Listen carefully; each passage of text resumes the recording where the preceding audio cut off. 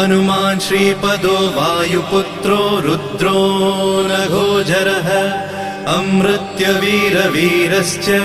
ग्रामवासो जनाश्रयः धनदो निर्गुणः शूरो वीरो निधिपतिर्मुनिः पिङ्गाक्षो वरदो वाग्मी सीताशोकविनाशकः शिवः शर्वपरो व्यक्तो व्यक्ताव्यक्तो धराधरः पिङ्गकेशः पिङ्गरोमा श्रुतिगम्यः सनातनः अनादिर्भगवान् देवो विश्वहेतुर्जनाश्रयः आरोग्यकर्ता विश्वेशो विश्वनाथो हरीश्वरः भर्गो रामो रामभक्तः कल्याणप्रकृतिस्थिरः विश्वम्भरो विश्वमूर्तिर्